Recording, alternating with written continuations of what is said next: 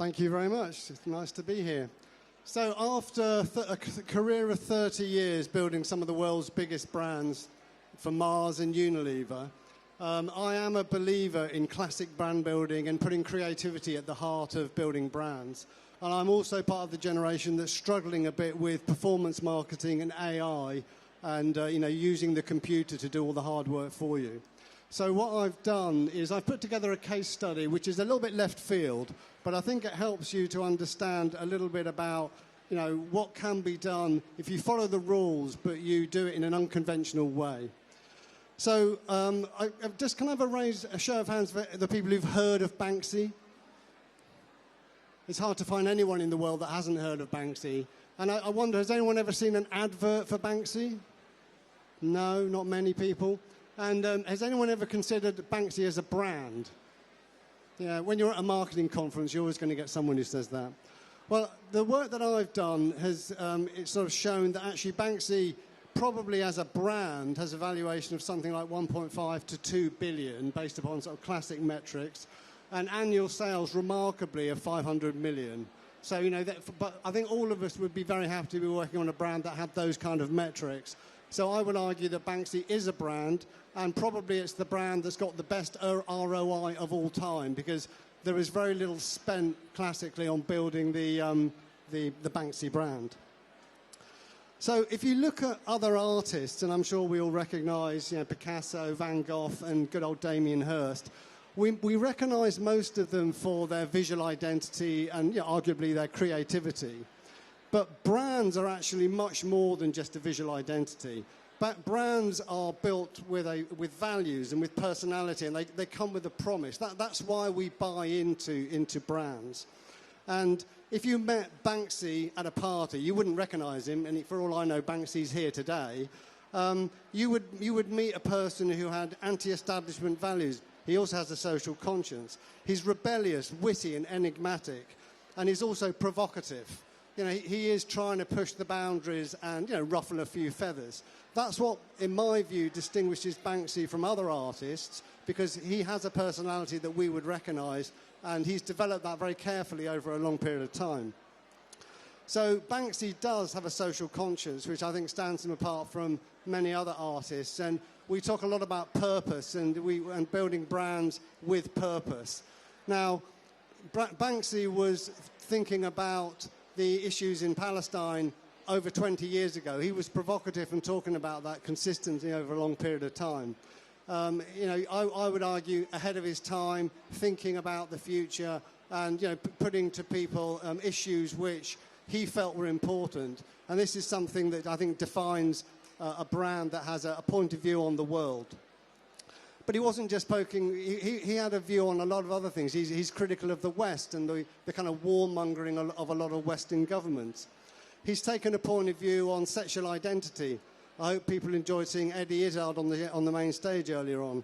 And Banksy was talking about this, as early as 2004, and really bringing to people's attention, the dichotomy that we face in our society. He's also talking about homelessness and other important social issues. This is interesting. This is a piece of artwork that Banksy did in 2014 in Clacton. Now, Clacton is the constituency where good old Nigel Farage is going to be standing tomorrow to get elected. And Banksy did this, I think, very clever piece of work. And again, this is, in my opinion, is creativity. This is provocative. This gets people going. It was so provocative that the brilliant minds on Clacton County Council banned it because they thought it was racist. So Clacton banned the racist pigeons in their city. So good luck to them in the general election tomorrow. Banksy also had an opinion on how people are being treated to slave labour, which is something that is still a big issue. And this particular work appeared in Covent Garden in London just around 2012 at the time of the Jubilee. He's got an opinion on domestic violence. This is from last year in Margate and was a piece that appeared on Valentine's Day. So again, tapping into the zeitgeist of what's happening in the time, which is what brands should be doing. And this is a really nice piece of work that he did during COVID, which in Southampton in a hospital, which essentially was a gift to the NHS. and the NHS sold this for nearly £17 million. So essentially, Banksy was able to make a donation to the NHS of 17 million, which, you know, in any metric is really giving back in my view. And of course, he also had an opinion on Brexit, which is something which is affecting all of us every day. And, you know, I think resonates with a lot of people. A lot of people who are frustrated by some of these decisions feel that their voice is being represented in a clever way, which in some ways is making a statement against the man, as it were. So that's a quick whip through how Banksy's kind of cleverly talked about his social conscience, and I think there's a lot to be learned from brands in that, about sticking your neck out and being provocative, having a point of view and stating it in a very clear and creative way. But as I said, it isn't just about one dimension. We talk a lot about the importance of being noticed and being identifiable. And, you know, Banksy, in my opinion, as a marketer, has been the very master of distinctive brand assets. Every single one of the items that I've shown and what you see on this chart today, they're identifiable. You don't need to have the Banksy logo beside them. You know what you're looking at. There's something very, very important in this. We talk about the attention economy and having no time to reach people. You need, as brands, you need people to instantly recognize who you are, and therefore all of those other associations will come with that. Banksy's also done something else very clever, which is quite hard for brands to consider, but it is unorthodox. He's successfully remained anonymous for his whole career. I don't know whether anyone believes they've met Banksy. I've met a few people who say they've met him, but it doesn't really matter, because the fact is the majority of people don't know him. He's not a personality. If he was sitting in the audience today, we wouldn't know who he was. But the amount of intrigue and discussion and media coverage that Banksy's had because he's anonymous is a stroke of genius. If you ever mention Banksy, everyone talks about who is he, what does he do, where does he live, how old is he, what will happen when he dies. You know, will we know if Banksy's died? Has he died? We don't know. It's a very clever strategy, and it requires consistency and discipline over a very long period of time. And then let's talk a bit about the global art market. I mentioned earlier, Banksy is an artist. You know, he ranks alongside some of the greatest living artists today and some of the ones that have passed. The global art market feels a bit distant from most of us, but it's a market of about $70 billion, and it's growing at about 3% a year. So, you know, it's a decent market. It's a market that many of us who work in consumer goods would be happy to be part of. And Banksy has been brilliant at disrupting the market, and disrupting your market is one very important strategy for growing your market. So I think it's very unusual that I meet anyone who's not aware of this particular stunt that Banksy pulled off at Sotheby's in London. You know, what an outrageous thing to do, to sell a piece of art and have had the foresight to put in the mechanism of the frame a shredder, so you can shred the art in front of the person who's just paid £1 million for it. And then, probably knowingly, this was sold for about £20 million a couple of years later. I mean, that is genius guerrilla marketing, and the fact that everybody knows about it is another string to Banksy's bow.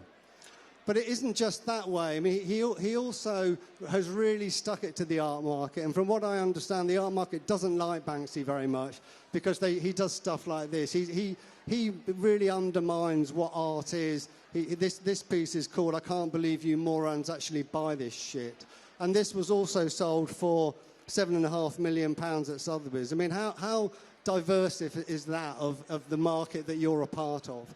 And I'd like you to think of that as inspiration. How do you do that in the category that you're working in? I challenge you. And, you know, Banksy has been around for 20 years, but he hasn't been slow to embrace social media. He's got a very, very strong following on social media. Anyone who's interested in Banksy, and you won't be surprised to know that I am interested in Banksy, the way that we validate whether or not his work that appears on the streets of London is real is because within 24 hours, Banksy will post it on his social media feed.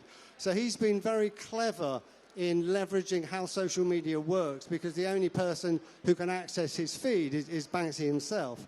And I think many people will recognise that most recent piece, which appeared in Islington a couple of months ago, And yeah, a lot of people weren't sure, is it Banksy, is it not? When it appeared here, we all knew it was Banksy. And he's got a much bigger following than his contemporaries. I've got Damien Hirst on here and Ai Weiwei. Both have got dramatically fewer followers than Banksy. But the real genius of Banksy, which I think most people don't really understand, is that Banksy, because he's anonymous, has no copyright on his work, right? So anybody can create a piece of Banksy merchandise. This T-shirt that I'm wearing, I bought it in a market in Rome. I don't believe the person who made this T-shirt paid Banksy any royalties. I don't believe Banksy earned any royalties for selling this T-shirt. But I do believe it's a strategy because it means that his materials are extremely widely available. If you go on, if you do a Google search, if you do a search on Amazon, there are over 30,000 vendors on Amazon selling Banksy merchandise. And I guarantee every single one of them is making a decent margin off the Banksy brand. And from the work that I've done, Banksy merchandise is selling around $300 million worth of product every year, which is where we get to the value of the Banksy brand. And the interesting kind of dichotomy there is it's not going to Banksy, it's not going to Banksy's people, but it is going to build the value of the Banksy brand, which is all in the minds of people. And then just to reinforce the point, if you go to any major city in the world, you'll find that there's a Banksy art exhibit there. And these things are extremely popular. And they're very popular with young people as well. So Banksy taps into Gen Z, Gen Alpha, and probably whatever comes after Gen Alpha, because he's got this very provocative, very accessible approach. And again, Banksy and his people make nothing from this. This is totally unauthorized, as they say.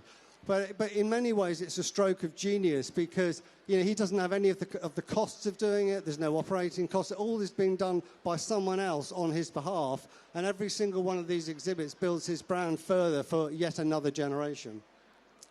So in the world of marketing, we often talk about the importance of building a movement. And, I would argue that Banksy has built a very successful movement. He's challenging the traditional borders of the category he's in, which is art. He uses public spaces, which are free, as his canvas. He uses very rebellious themes that people engage with.